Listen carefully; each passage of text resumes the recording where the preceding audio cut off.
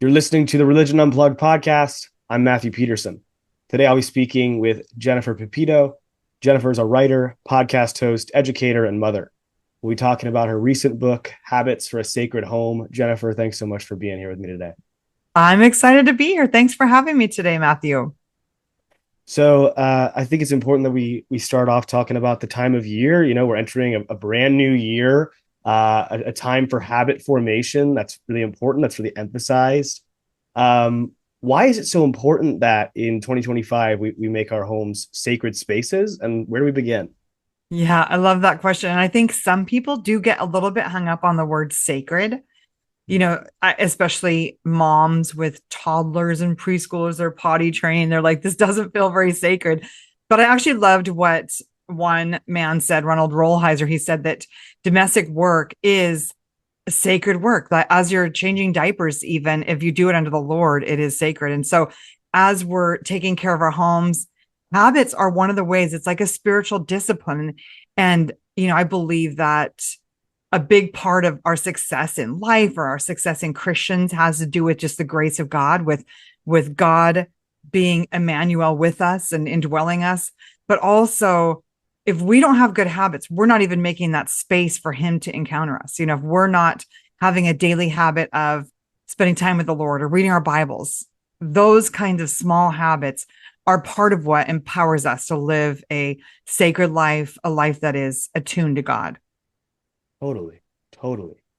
And would you be able to just talk about a little bit why you wanted to write the book, how you got the idea and how it developed? Yeah. I live in California, and the whole COVID pandemic riot couple years was actually really startling here. And it hasn't quit. Right now in California, there's always new laws being passed, but there are parents who are losing custody over their kids because they don't want their kids to transition to a new gender. And so there's, a lot of serious stuff happening in the world that is for Christians with generally traditional values. They're pretty intense and they can be very disorienting in a way because like you look at, back when Obama was running for president, he like swore that marriage was only going to be between a man and a woman. And then 10 years later, 15 years later, the big debate is, should children be allowed to have a full mastectomy and change their gender, completely mutilate their bodies to have a new gender? And this isn't something I talk about a lot in my work. You might have to edit this all out, but it is really intense how fast society is shifting, how fast what is normal is shifting. And I love, there was kind of a little meme that Elon Musk put out that it was like, it was sort of like left and right. And then there was this little guy standing kind of here. And what was left and right had shifted so much that this person who was sort of a centrist was now on the far right. And, I think that's for a lot of people. I mean, before COVID, Christians could get along on a lot of issues. We all cared about the environment. We cared about our kids. But then post COVID, there was a lot of really big things happening in culture that were hard for Christians to weather. However, during that time when I was feeling like, oh my gosh, California is so scary right now and the world is crazy, and I think a lot of moms were feeling the same way, I read this book called The Benedict Option, and it really highlighted how Saint Benedict lived during the Dark Ages when society was kind of falling apart. And instead of getting scared, he just started following some basic rules for living, what he would call what became called the rule of Saint Benedict. And so that is the basis of my book, is the rule of Saint Benedict. And in the book, I just pair each rule with the life of a Christian woman in history. So people like Edith Schaeffer or Ruth Bell Graham or Susan Schaeffer, or Edith Schaeffer was Susan Schaeffer, Macaulay's mother, Amy Carmichael, a missionary to India. So when you look at the lives of these Christian women and the way that they exemplified habits like work or prayer or stewardship, it gives us so much hope today that, oh, St. Benedict, many of these women also lived through really crazy times in history. I mean, one of them, Sabina Wurmbrand, lived during both World War II, and she lived under Stalin. She was actually imprisoned in Romania under the communist regime. And so I'm sure those people also felt like, oh, the world's falling apart. People are killing people just because they're not Christians, or just because they're Christians, or just because they're Jewish or whatever it is.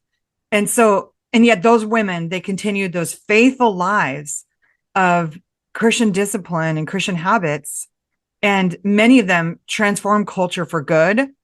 And I believe that we as moms today, we as families today can also have a great impact on culture, sort of a reformation, if you will, by just being faithful to historic Christian practices. Totally, totally. And I'd like to talk about, I loved the sectioning off each chapter with a specific woman who had demonstrated a specific principle.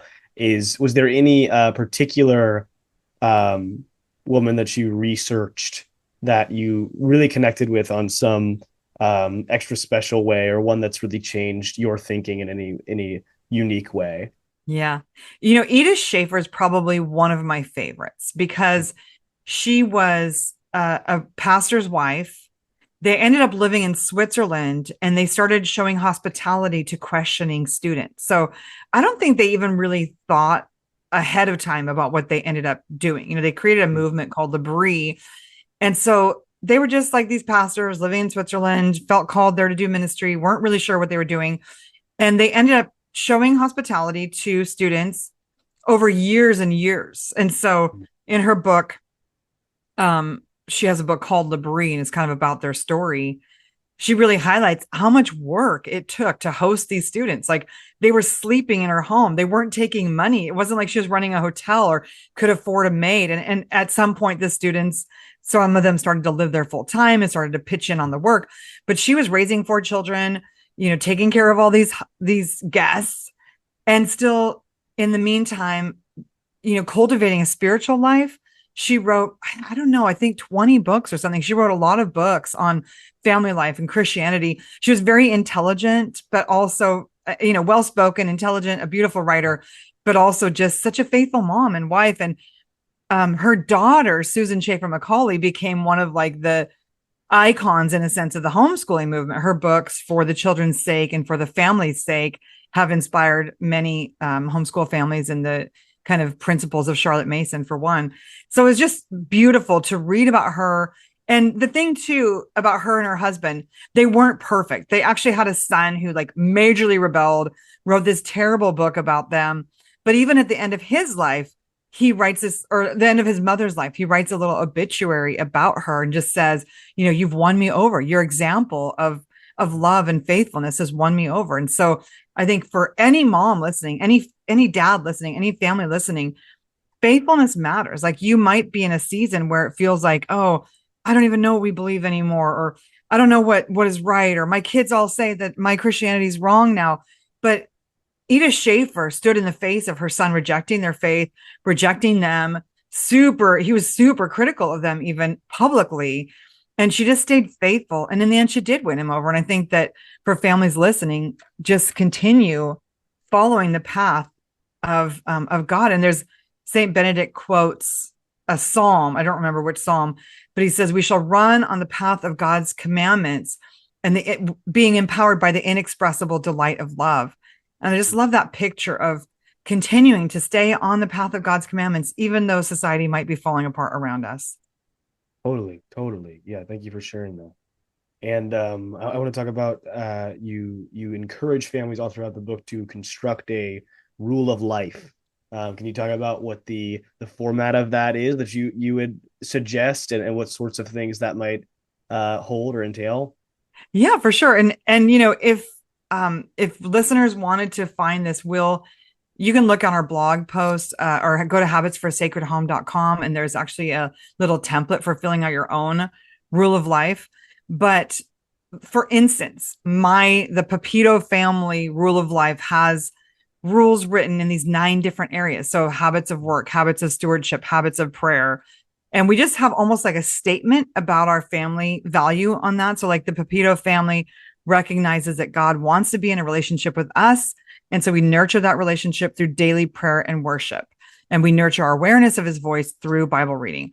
Or in terms of habits of stability, it says the Pepito family recognizes that God is unshakable and we live in his kingdom.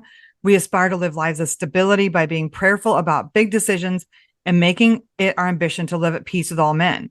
Or on the habit of work, the Pepito family values work and recognizes that our work is a way of partnering with God and creativity.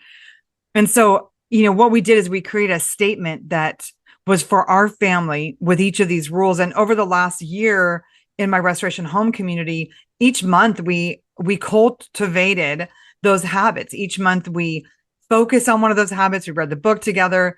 And then mothers in our group were also making their own rule of life. So it's beautiful to see how every family can come up with something that's a little bit different. And in 2025 in habits, in our restoration home habit tracking or habit training group, we're going to work on sort of subsets of those habits and work on all these different virtues. So like the virtue of being still, the virtue of resilience, the virtue of diligence. So it's really exciting to see how having some accountability for these habits, it's one thing to develop a family vision, and so many people don't even do that. But it takes it to a whole new level when you can find some people to work together on that. And that's what we're doing in the restoration home community, is just faithfully holding each other accountable to develop these habits and rules in our home.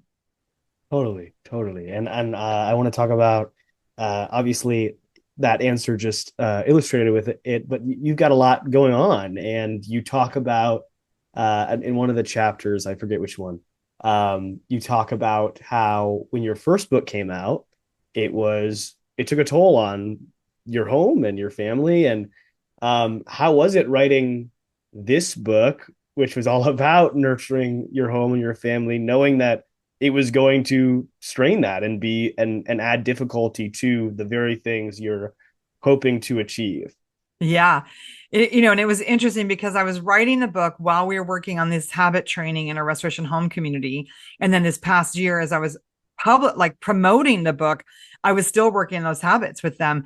And it really did help. But I have to say, I mean, the year that I wrote Habits for a Sacred Home was one of the hardest years in my personal family. One of my young adults was dealing with some really, really debilitating in a way, stress related illness.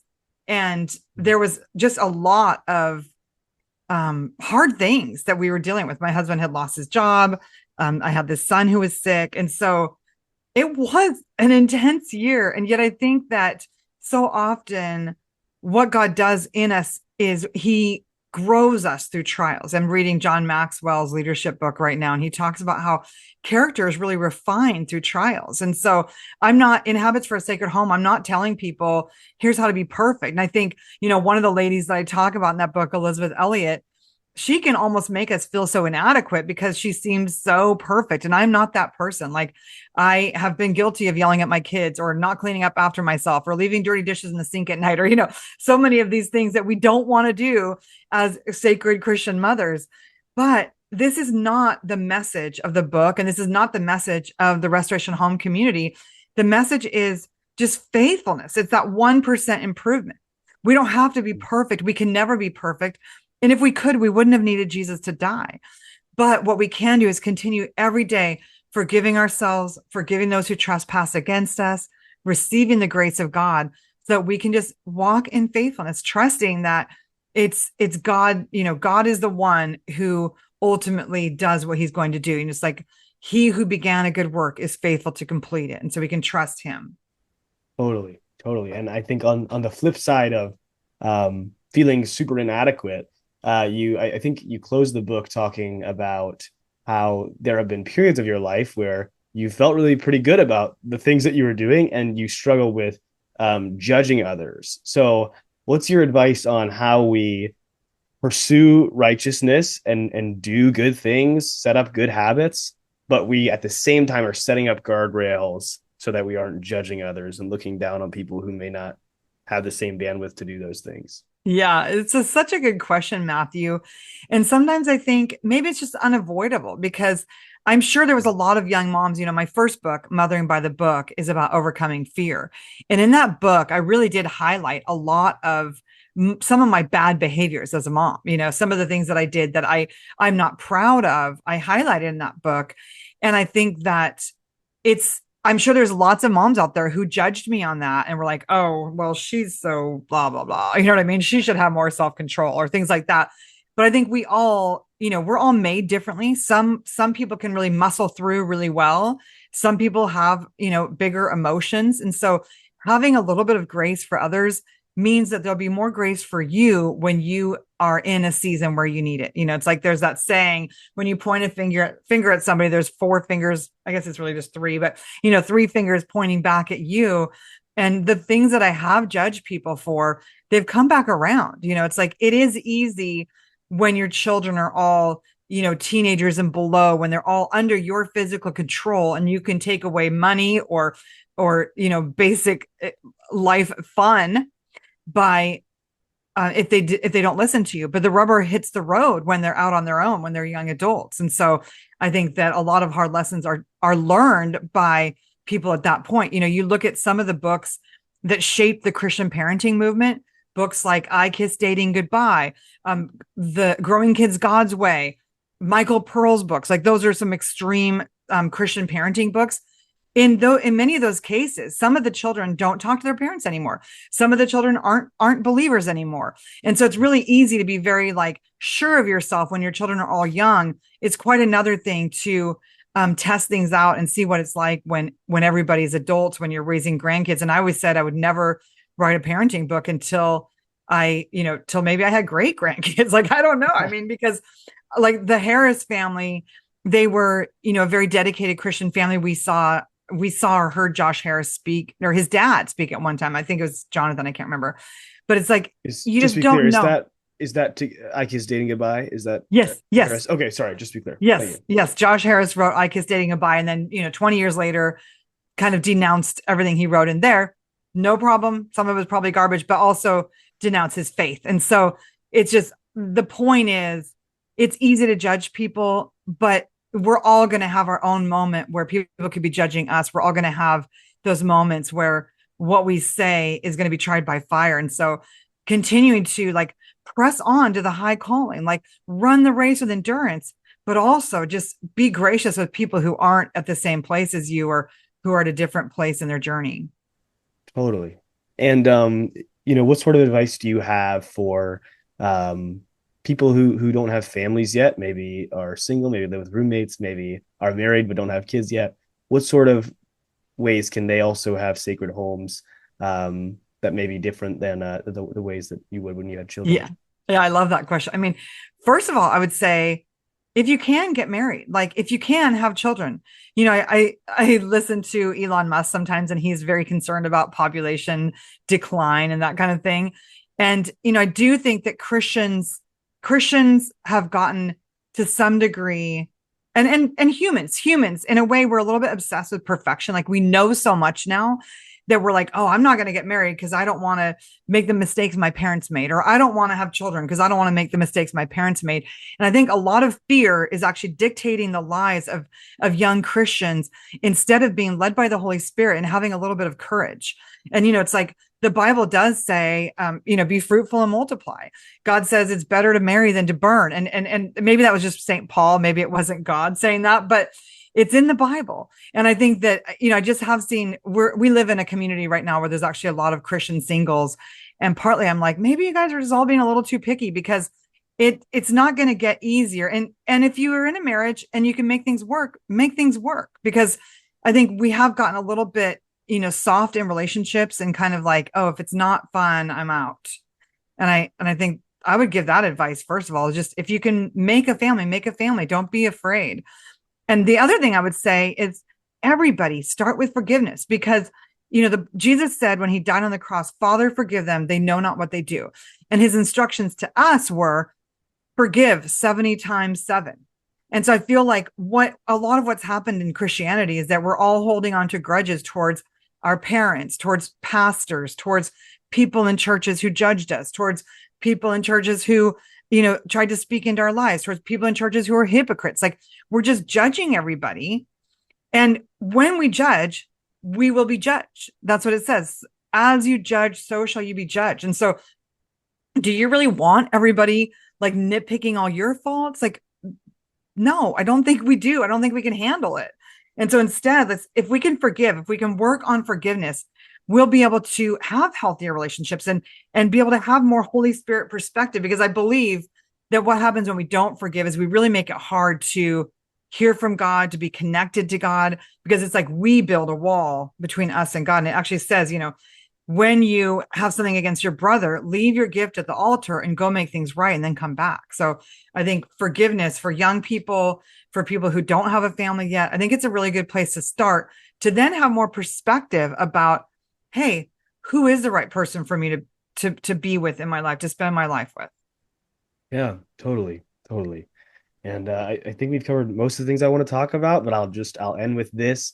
Um, Probably the part that was the most I felt the most seen by and personally and found helpful that you talked about was the idea that we are the victim of our work and that work is out to get us, and that often the mentality is that yeah, we're suffering under the regime of work. How do we shift that mindset? How do we not let ourselves think that way? Yeah, I mean, obviously, I am saying that from a slightly privileged place. Like my main work is creating homeschool curriculum for the Peaceful Press, and I love that. Like it is so much fun writing lesson plans for homeschool families. I can't even believe I get to do that. And so I do recognize that there's some privilege there. But I've been a stay-at-home mom. I've worked at doing displays at grocery stores. I've worked in print shops. Like I've had other jobs that weren't as fun and weren't as engaging. And I think partly it's just, because most of the people I'm talking to are moms. And so many of them do get this idea that they're just absolutely victimized by their children. Like, how can you do this to me? Why are you leaving your stuff out again? Why are you pooping your diaper again? Why is the kitchen dirty again? It's like they get so upset about the work, and the work is going to be over so fast. Like it is, in terms of mothering, it's in no time at all. Your children will be grown up, and you will wish that you still had a baby that to like breathe in your face and to hug your neck, and you'll wish that. And so I think just learning to savor it. But I know for so many men are doing really hard work to provide for their families, really unenjoyable and difficult work. And I just applaud you, men, for being men. I mean, it's interesting. There's a lot of study. There's a book called Beyond Mars and Venus by John Gray, and he's not a Christian. There's a lot of like science stuff that's not Christian, but one of the things he says is that men are happiest when they are producing testosterone. They produce testosterone when they're working hard. So I think, even our modern lifestyle, like computer jobs might not always be producing the testosterone that a man needs to be happy in their life. And so, start a hobby of chopping wood for your fireplace, or start a hobby of fishing, or do something that actually raises that a little bit, because you will be a happier husband and a happier provider for your family if some of the work you're doing is physical labor. It's actually really good for a man's soul. And so, man or woman, learning to just recognize that we're partnering with God. We're the Bible says, subdue the earth. And so as we take care of our yards or our homes or our workplaces, we are partnering with God. Thank you. Yeah, thank you. Well, everyone, that is Jennifer Pepito with her book, Habits for a Sacred Home. Jennifer, thank you so much and have a wonderful rest of your day. Awesome. Thanks, Matthew.